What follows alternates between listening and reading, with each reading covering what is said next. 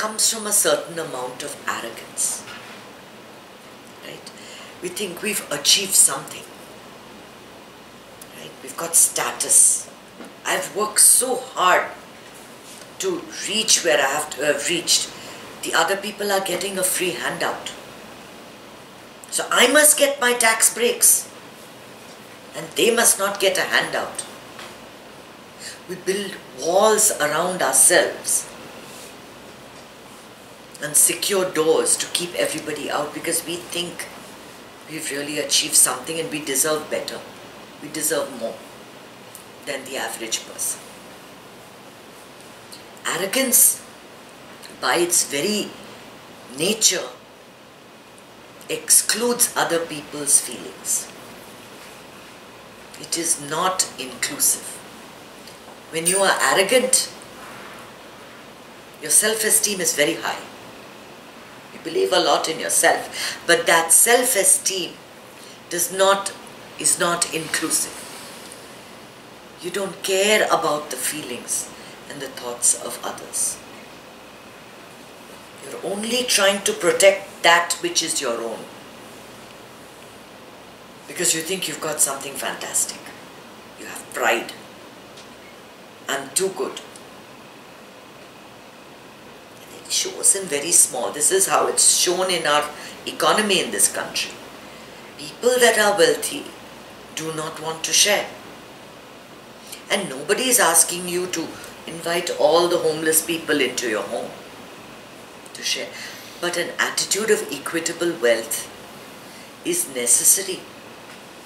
Because everyone was not born with the same advantages as you were. You need some very sublime leadership to make people aware of this. There will be those leaders that bring out the best in you, that make you want to share, and there will be those leaders that bring out the best, the worst in you. And we have both. We have both. We don't give audience to this hatred that is within us unless we are in a group of haters. Then you'll find you'll be able to talk about these things. If you are in a group that is a very tolerant group and loves all, but you have an attitude towards Jewish people, you will never say a thing. But you get into a little group where they're all haters, and then you'll be coming up with all kinds of stories about how you've been wronged by them. Because we have these little voices within us, which we control. Because we've got something that God gave us called intelligence. The power to discriminate. The power to tell what is right and what is wrong. For many years, for 200 years in this country, people lived with slavery. You see, Hitler, was one man who did so much. There was an entire generation of Hitlers in this country. They all oppressed. But nobody, even if they had a different opinion, they didn't know how to express it. There was not a like-mind, until the like-minded group came together, which is when the protests came. And for the rest of them, that, they live in that past, they live with that resentment still. Oh, we had our lives like that. Life was really good, we had our guns, we could control. And now everybody's taking everything away from us, the way things were. What they feel they have achieved has been taken away from them in their minds. And then they get an avenue to release it, and it's released. In a whole nation, so many people coming out with similar sentiments is a bit scary. And it's something that needs to be addressed. It's something that needs to be addressed. And these things can never be addressed by just using the intelligence only. it is only when you get to the level of the heart, it is only when you meditate with people together that you see that the consciousness is one. When you are in a group like this, when you are meditating, right after you meditate, if I ask you, whom do you hate? You'll take a while to figure out what I'm talking about.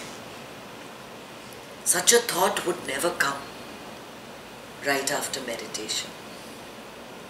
So while there is prejudice and there is a lot of hatred in this world, there is also a lot of love and a lot of peace in this world. More and more people are flocking to spirituality, especially in the last 2 or 3 years. You would imagine that the world is just full of hate and prejudice and all of this. No. No. There is a huge movement of people. There are lots of people. And our job is to spread more and more good energy. As you bring more and more people into a fold of meditation, and I'm not talking religion. I'm certainly not talking religion. I'm not talking about anything that is exclusive. I'm talking about meditation that is inclusive, that is the same for everybody. That is one consciousness, one world, one family. And Guruji talks about Vasudeva Kutumbakam. He's doing a wonderful job of bringing people of different walks of life together. And when people meditate together, it's very hard to have very radical feelings of hate and feeling of being different. You tend to think of everybody as one. So let's approach this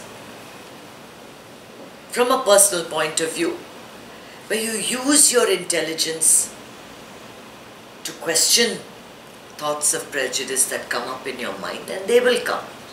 They'll come because of your conditioning, because of the world you live in, because of the things that you've said and heard. And to spread the peace and joy in your community, to bring it to more people. To bring it to more people. This is really important. It's not that we just 5 of us sit and meditate and we are very happy and that's fine.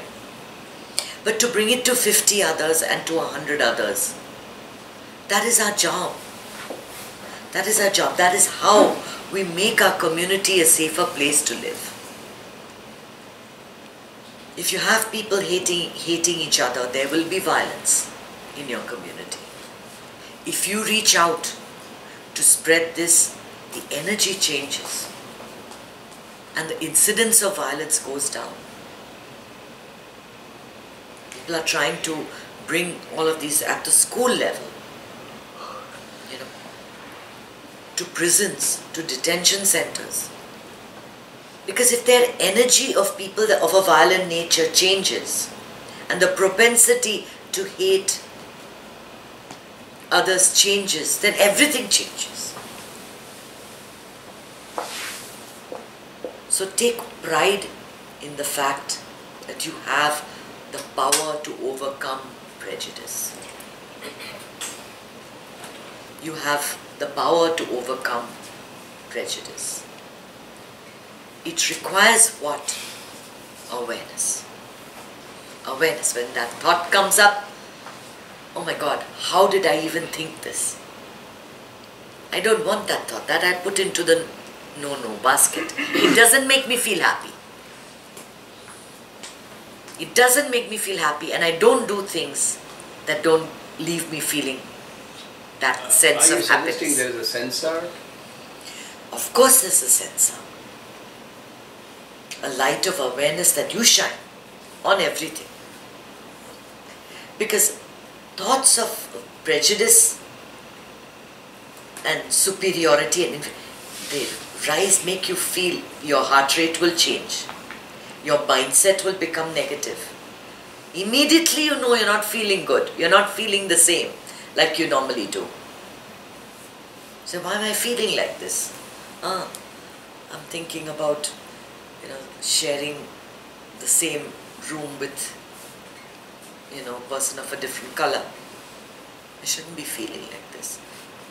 We're all children of the same some God. Some people like to feel like that. Some people don't feel, oh, I shouldn't be feeling like this. But that's the difference, Rajiv. That's the difference. Yeah, that's why. That is the awareness that the light you have to shine on it. Yeah. Because most people are ignorant. They haven't woken up yet. It is only the meditation that wakes you up. And that's all. The bullying for the school kids happens because of that prejudice and because of that lack of awareness.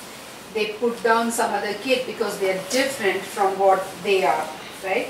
So they bully and that's so much of a problem in middle school, right, and high school. It starts even as children. You'll see it as small children being someone trying to establish authority.